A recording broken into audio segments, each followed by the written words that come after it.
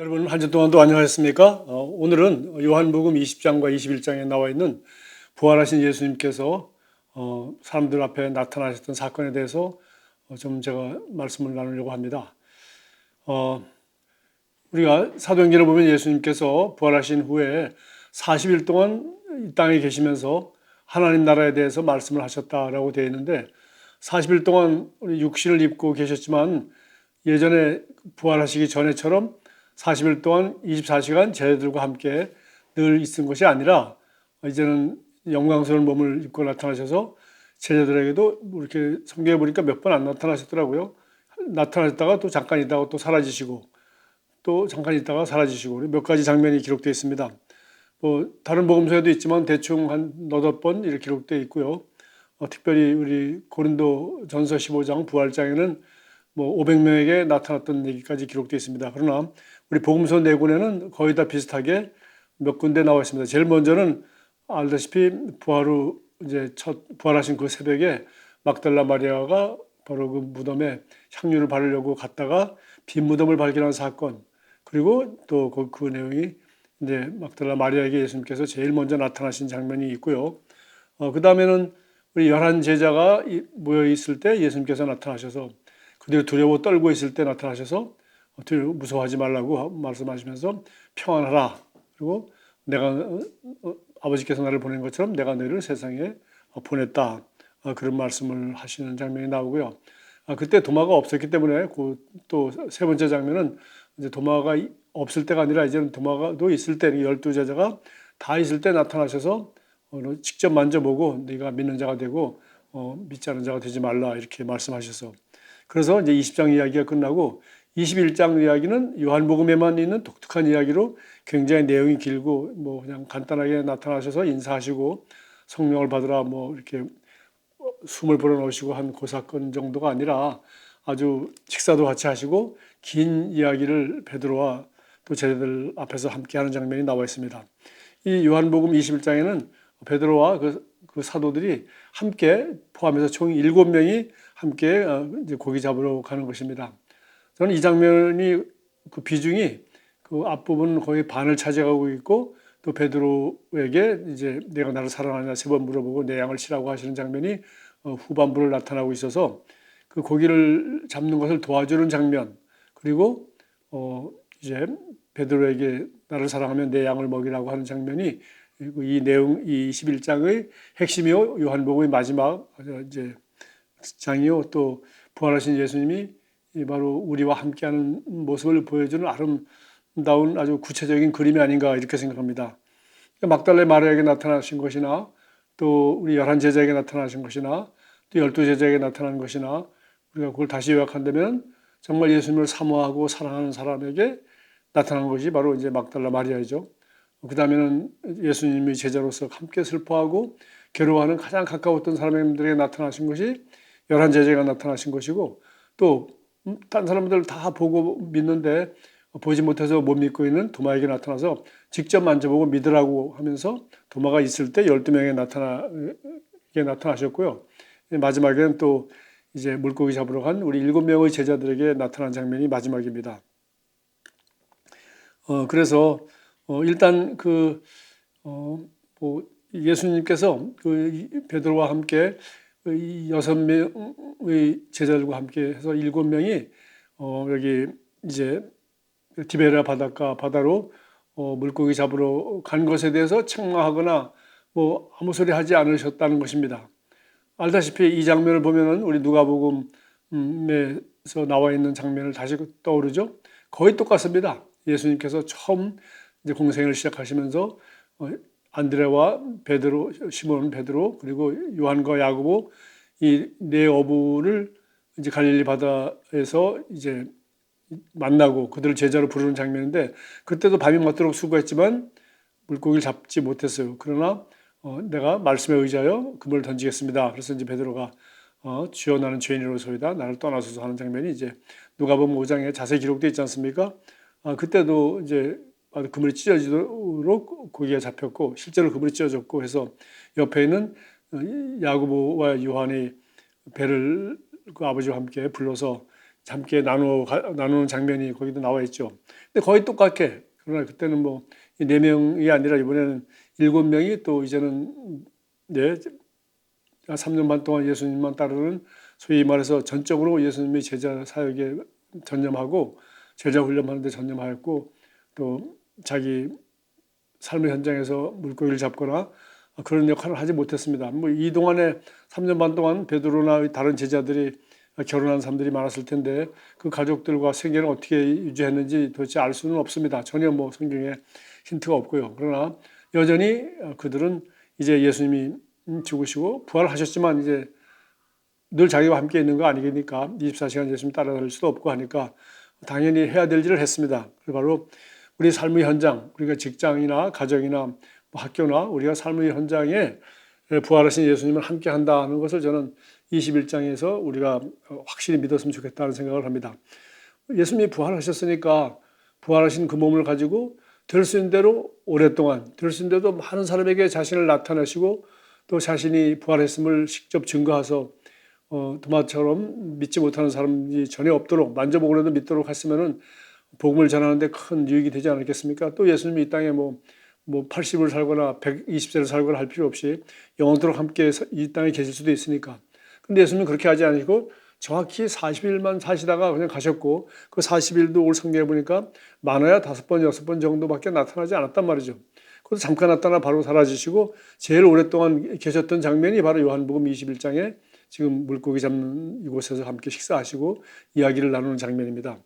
그래서 저는 오늘 이 말씀을 통해서 지금도 부활하신 예수님이 뭐 잠깐 뭐 나타나시고 순간적으로 계시다 가시는 게 아니라 이제 대신 다른 보혜사인 성령을 보내셔서 성령님이 우리와 함께 24시간 함께 하시기 때문에 그분이 우리를 통해서 얼마나 좀 자신을 드러낼 수 있도록 우리가 어떻게 그분을 잘 따르냐 여기에 달려있는 것이지 그분은 항상 우리와 함께 있는 것이고 12제자에게 나타났듯이 100% 우리에게 우리 삶 가운데도 나타날 수 있는 분이라고 저는 믿습니다.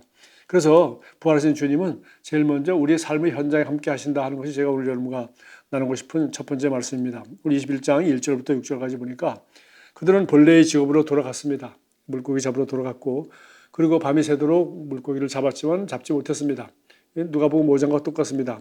그런데 예수님께서 너희가 좀 잡은 것이 있냐니까 없다라고 하니까 오른쪽으로 그물을 던져라. 그러니까 오른쪽으로 그물을 던졌습니다. 그랬더니 가득히 찬 물고기가 53번이나 되었고 정말 그물이 가득했다고 했던 것입니다.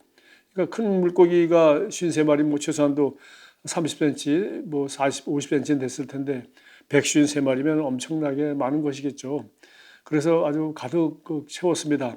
그러나 물고기를 다 잡을 때까지 그들은 예수님인 줄 몰랐습니다. 그래서 우리 삶의 현장에 여러분이 어부든지 뭐 어떤 직장 생활을 하든지 여러분의 삶의 현장에 여러분의 직업으로서 어떤 일을 하든지 늘 일을 하고 살아가는데 바로 일하는 현장에 하나님은 함께 하신다는 것이고 또 일하는 것이 그것이 영업사원이든지 아니면 무슨 뭐 증권회사 직원이든지 아니면 공장에서 뭐 어셈블리 라인에서 일하든지 아니면 경영을 하든지 어쨌든 간에 우리가 하는 일을 하나님은 지혜를 주셔서 어떻게 하라고 해 주실 수 있고 또 그 하나님 말씀대로 부활하신 주님의 지혜와 지시대로 할 때 우리는 이렇게 큰 물고기 153마리를 잡을 수 있었듯이 여전히 우리도 우리 삶의 현장에서 우리 직장에서 좋은 열매를 맺고 우리가 원하는 바를 마음껏 누릴 수 있다. 또 그것이 주님이 원하시는 것이고 주님이 직접 도와줄 수 있다는 것을 우리는 배울 수가 있습니다. 두 번째는 이제 주님께서 그 물고기를 잡고 그렇게 이제 했을 때 그들이 이제 예수님인 줄 알아보시고 이제 베드로가 물에 뛰어내려서 글로 갔습니다. 주님께로 가까이 갔습니다. 갔더니 주님께서 숯불을 피우고 생선을 굽고 계셨어요. 그래서 예수님께서 뭐 불도 다 준비하시고 또 빵도 어서 이렇게 다 구입해 오시고 그리고 생선도 준비해 오셔서 그걸 불에다 구워서 나와서 바로 먹을 수 있도록 밤새도록 물고기 한 마리도 못 잡았다가 마지막에 예수님 말 한마디에 이렇게 물고기를 많이 잡아서 기분 좋게 이제 돌아가게 되었는데 그러나 시장했겠죠.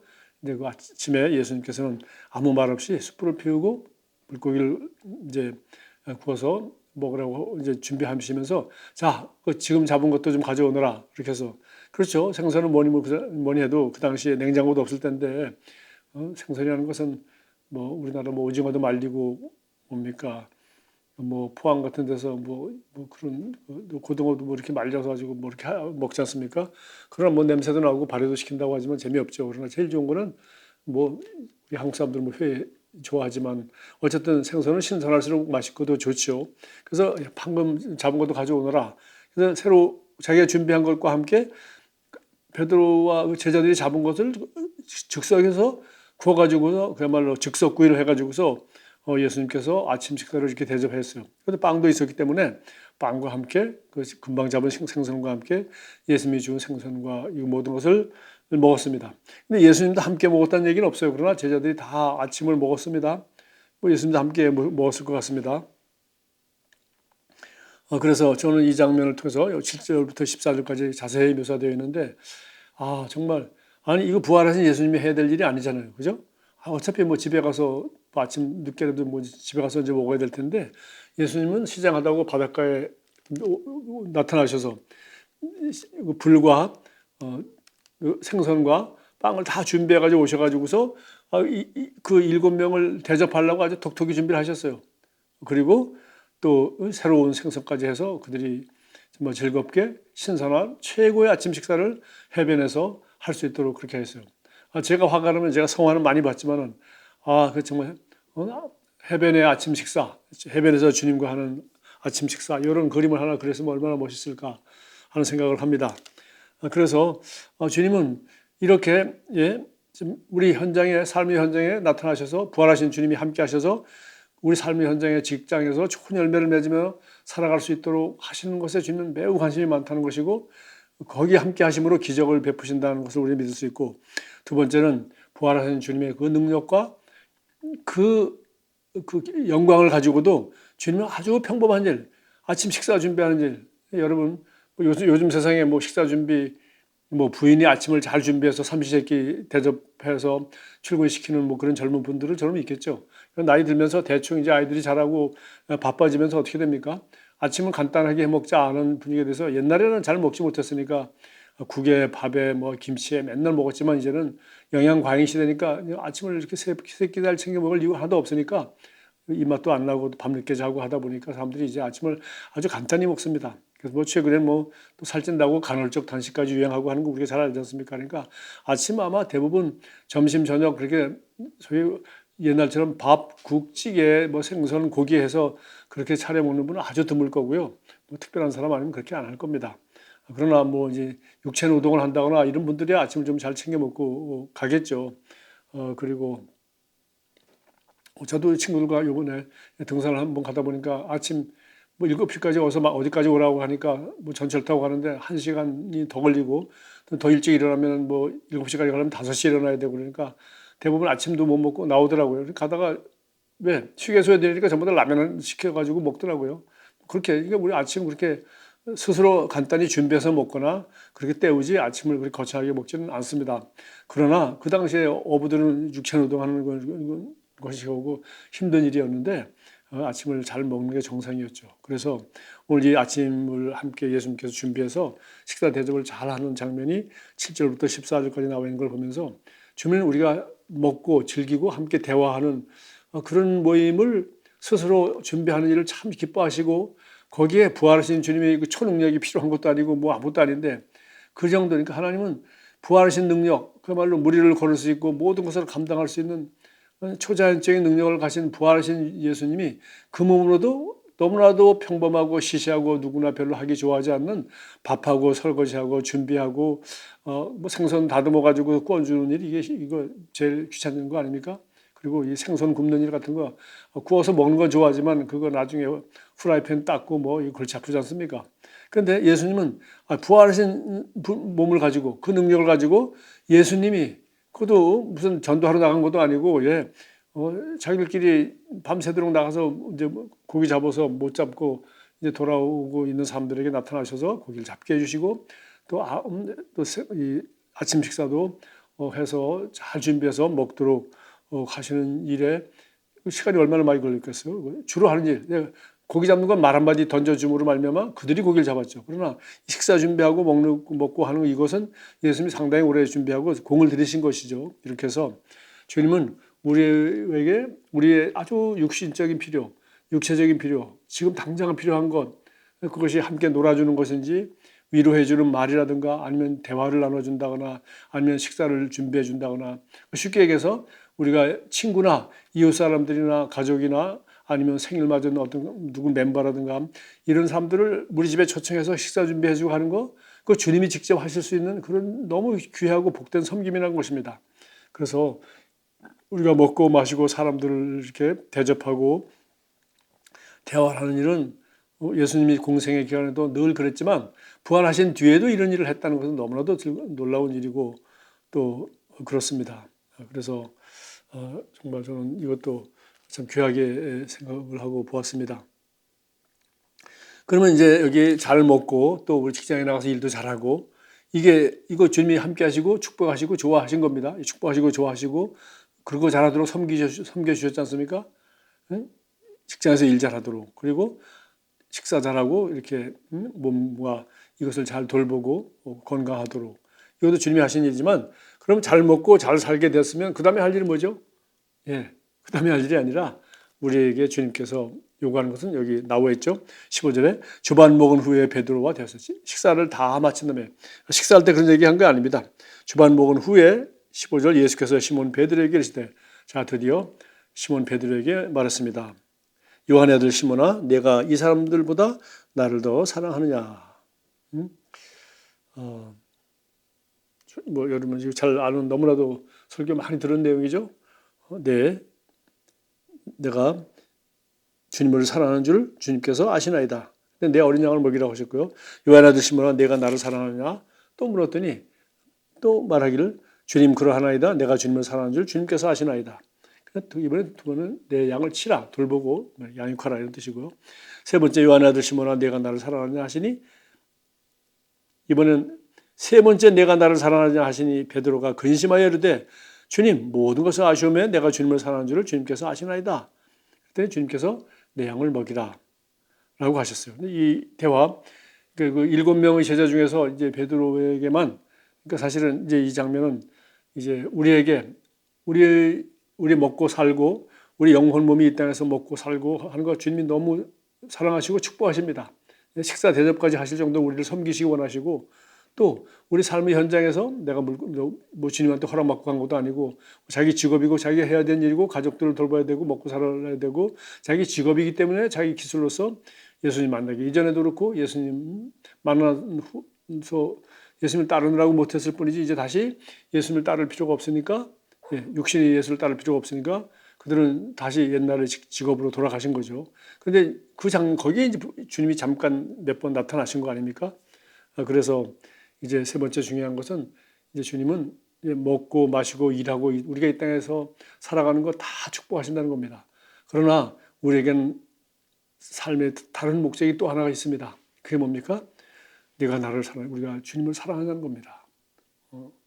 우리는 예수님을 모르는 사람은 자기를 사랑하고 자기 가족을 사랑하고 나라를 사랑하고 아니면 어떤 이념과 이런 걸 위해서, 혹은 자기 그림을 좋아하는 사람 그림을 그리다가, 아니면 음악을 작곡 하는 사람 음악을 작곡하다가, 소설 쓰는 사람 소설 쓰면서 자기가 사랑하는 일, 좋아하는 취미, 그걸 위해서 인생을 바치고 또 일찍 은퇴해서 일을 좋아하지 않고 일하기를 싫어하는 사람은 자기가 진짜 좋아하는 일, 그래서 취미 활동, 사진을 찍거나 무슨 여행을 다니거나 자기가 좋아하는 걸 위해서 이제 그렇게 인생을 100세가 되든지 120세가 되든지 그렇게 나머지 살아갑니다. 그런데 예수님은 일하는 것, 그들을 또 먹는 것, 필요한 것, 영육간에 다 이렇게 공급하시고 축복하시지만 삶의 목적이 있는 것입니다. 왜? 우리는 하나님의 사랑을 받은 사람이거든요. 그리고 예수님이 우리를 사랑하시는 것을 너무나도 잘 알고 그것을 경험한 하나님의 택하신 백성이요, 하나님의 사랑받는 자녀로 이미 거듭났습니다. 그래서 주님의 사랑을 우리가 알기 때문에, 주님의 사랑을 받아서 거듭났기 때문에 이제 예수님은 우리에게 이렇게 물을 수 있는 거죠. 십자가에서 죽으시고 죽음의 값을 지불하시고 부활하셔서 우리를 위해서 그렇게 값을 지불하셨으니까, 그래서 그 피로 우리 생명을, 우리 삶을 사신 분이니까 당연히 이렇게 물어볼 수가 있죠. 내가 너를 위하여 목숨을 바쳤으니 너도 나를 위하여 목숨을 바치라, 이렇게 말씀하지는 않으셨지만 내가 너를 사랑한다는 거 너 이제 알았지? 그러니까 너도 나를 사랑하니? 라고 물은 것이죠. 요한의 아들 시몬아, 내가 나를 사랑하니? 여러분, 뭐 연애할 때나 아니면 뭐 부부간에나 아니면 예, 우리가 이렇게 정말 눈동자를 쳐다보면서 그 7명 중에서 한 사람 딱 지역해서 너 이름을 부르면서 시몬아, 너 정말 나를 사랑해? 라고 물어보는데, 아니, 이 모든 것보다 나를 더 사랑해? 너 나를 사랑해? 나를 사랑하냐고 3번이나 부를 때, 예, 제가 주님을 사랑합니다.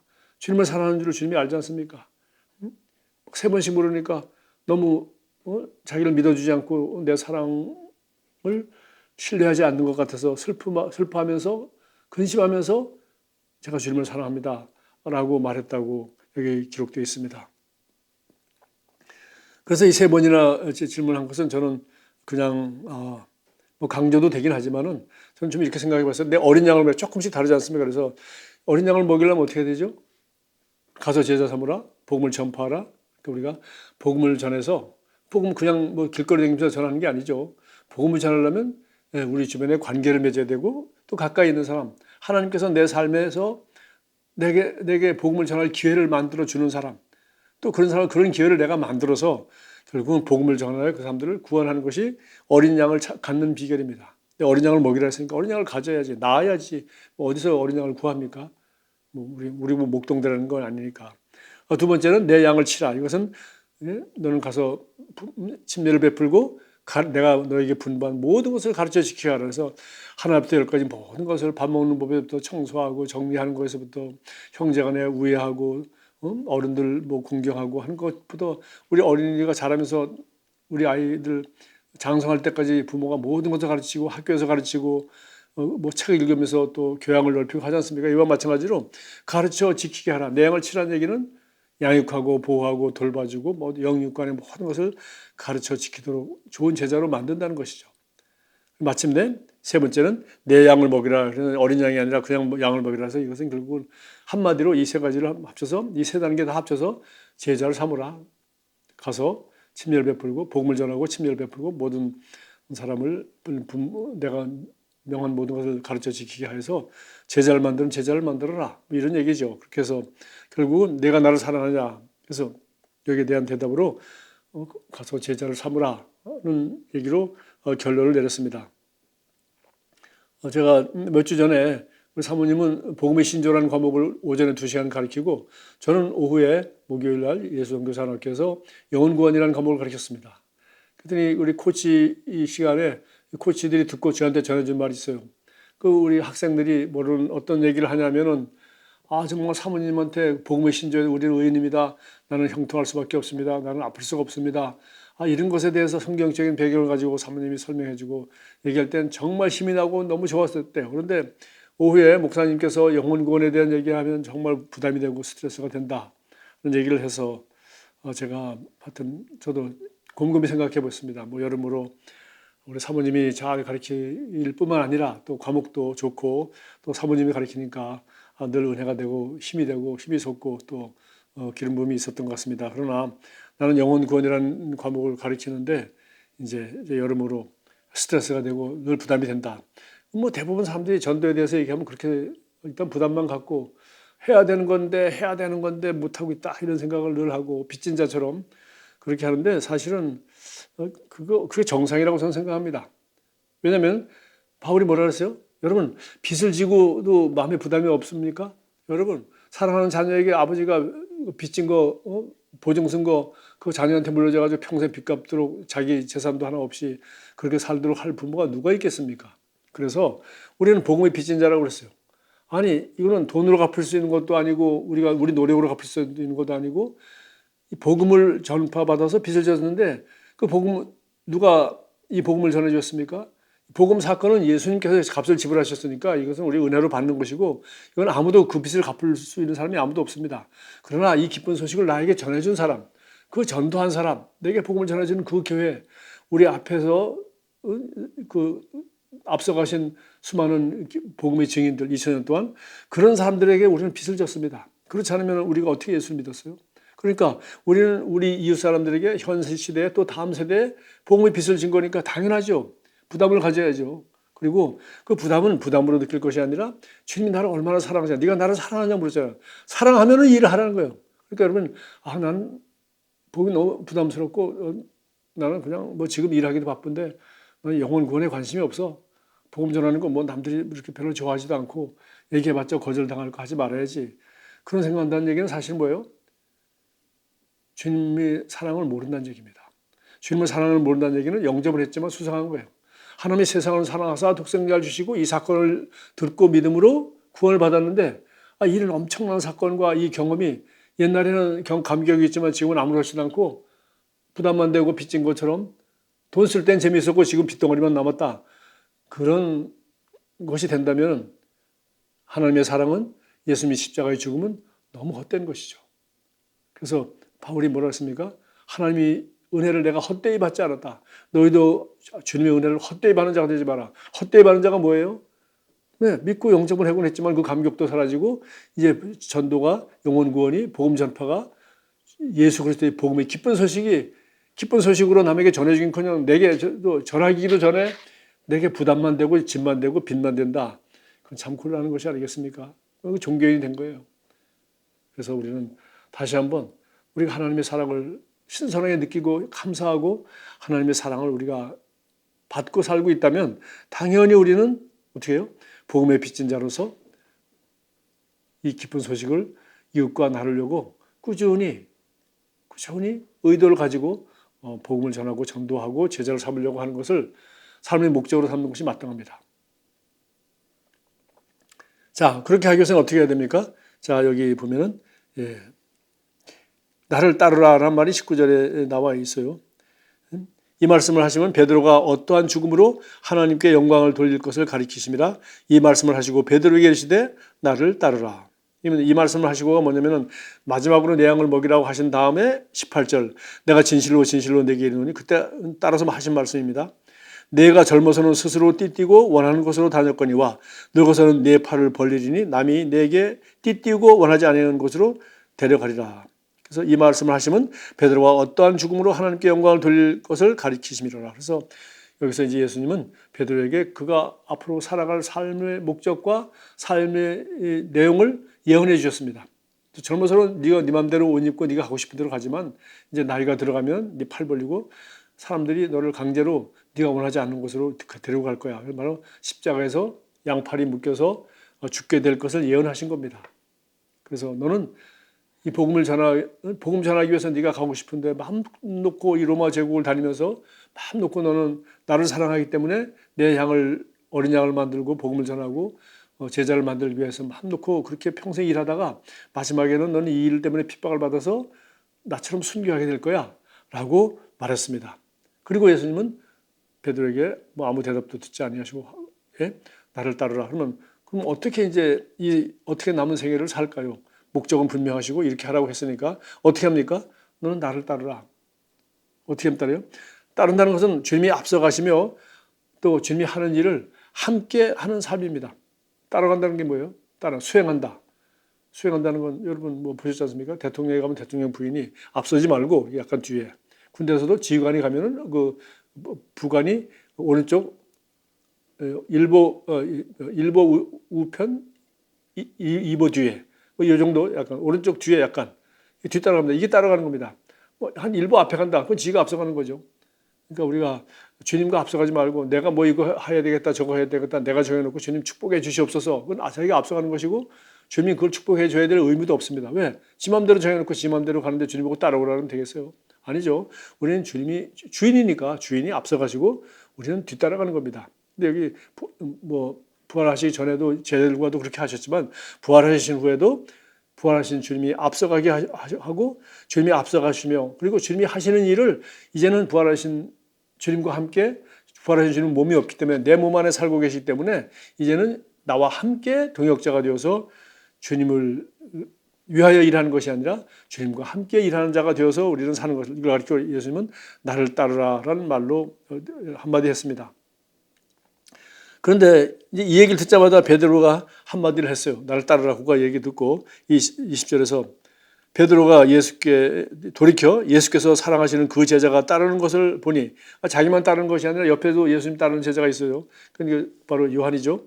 그는 만찬에서 예수의 품에 의지하여 주님을 파는 자가 누구여 오니까 묻던 자더라. 이에 베드로가 그를 보고 예수께 여짜오되 주님 이 사람은 어떻게 되겠습니까? 라고 물었습니다. 요한 얘는 어떻게 되죠? 그러니까 예수께서 내가 올 때까지 그를 머물게 하고자 할지라도 내게 무슨 상관이냐? 너는 나를 따르라. 그래서 아는 게 아니라 우리 사도 요한은 베드로처럼 순교하지 않고 오랫동안 살아서 요한계시록까지 쓰고 에베소에서 아주 큰 사역을 했죠.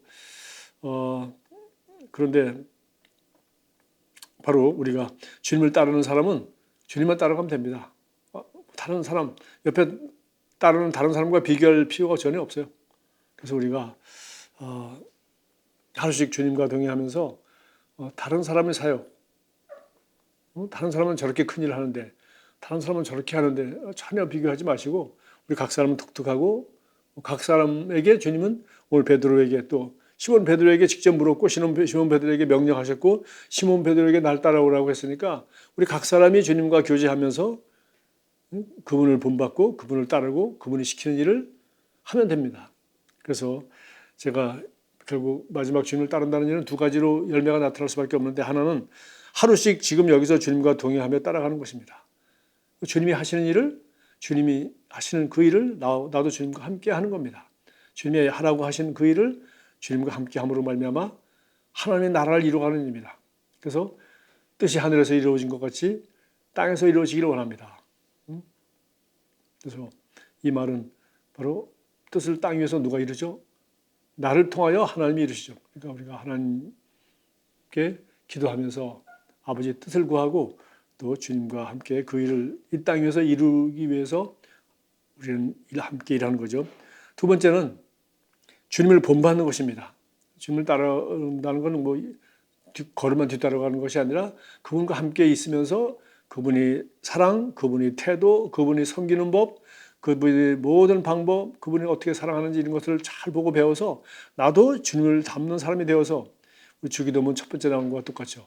하늘에 계신 우리 아버지 이름이 거룩히 여김을 받으시오며 늘 우리 전도의 영혼구원 과목에서 얘기합니다. 모든 그리스도는 예수의 증인 아닙니까? 그래서 예수님이 어떤 분이신지를 증거하고 있는 거예요. 그래서 한마디로 말하면 모든 그리스도는 이 세상 불신자들이 예수님께로 좀 더 가까이 가게 하거나 예수님에 대한 오해를 점점 더 하게 할 수 있도록 멀어지게 하거나 둘 중에 하나, 뭐 의도로 한 건 아니지만 둘 중에 하나예요.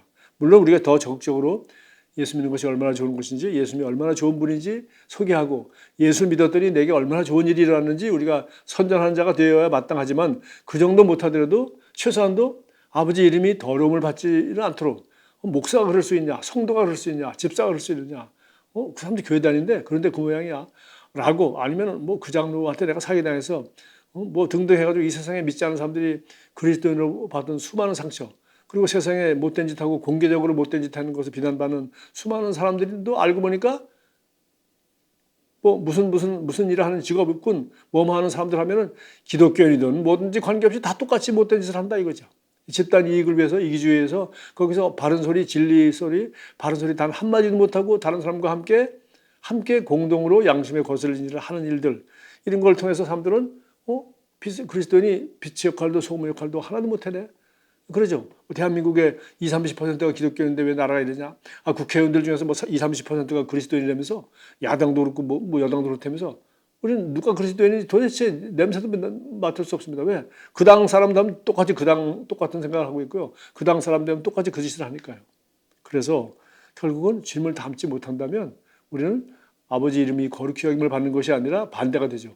모욕을 당하는 겁니다. 그래서 우리가 정말 매일 주님이 하라고 하신 기도 중에서 아버지 뜻이 하늘에서 이루어진 것 같이 땅에서 이루어지는 것과 아버지 이름이 거룩히 여김을 받는 것 이 두 가지를 제일 먼저 했어요. 그 다음에 일용할 양식을 주시고 용서할 수 있는 뭐 개인적인 기도죠.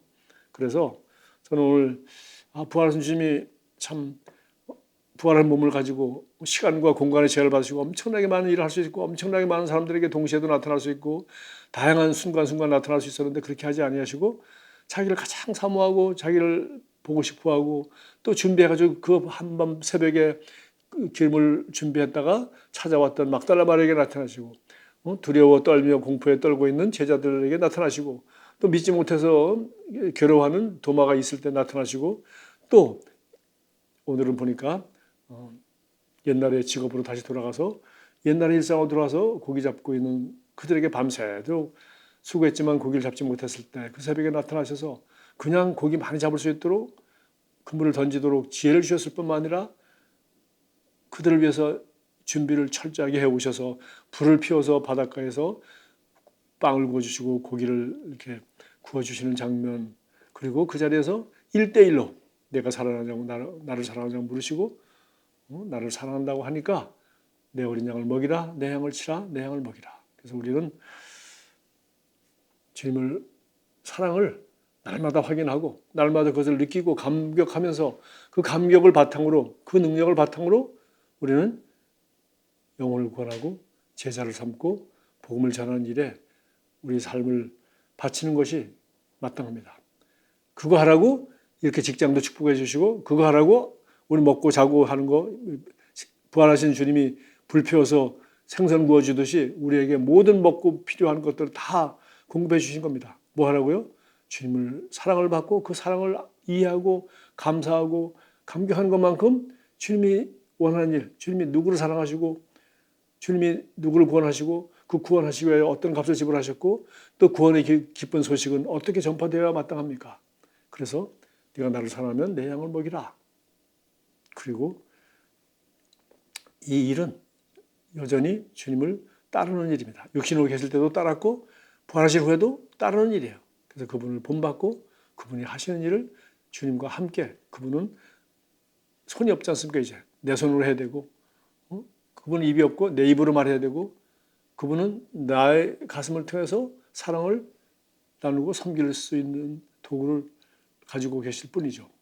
저와 여러분이 오늘도 또 이번 한 주 동안도 부활하신 주님과 함께 이렇게 삶의 현장에서 구체적으로 동행하시며 구체적으로 사랑하시고 주님을 사랑하는 것을 복음을 전하며 어린 양을 먹이고 제자를 구하며 또 주님과 바싹 뒤떠나가고 따라가는 일에 따라 방법으로 주님을 잘 섬기고 주님과 함께 동행하는 그런 좋은 한 주가 되기를 바랍니다. 기도하겠습니다.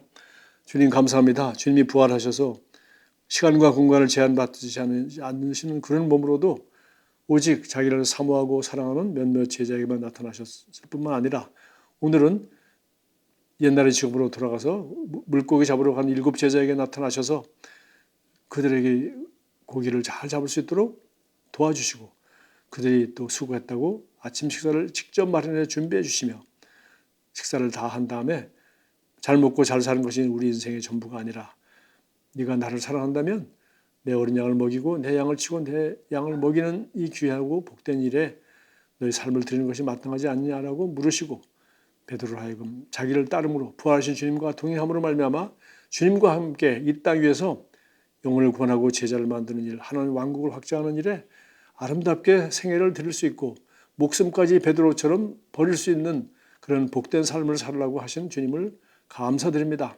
우리도 이런 주님과 함께 날마다 동행하게 된 것을 기뻐하고 감사하며 영광스럽게 여깁니다. 감사합니다. 이 말씀을 들은 모든 성도들이 이런 한 주 주님과 동행하며 주님을 닮아가는 그런 한 주가 되기를 주님의 이름으로 축복하며 기도합니다. 예수 이름으로 기도합니다. 아멘.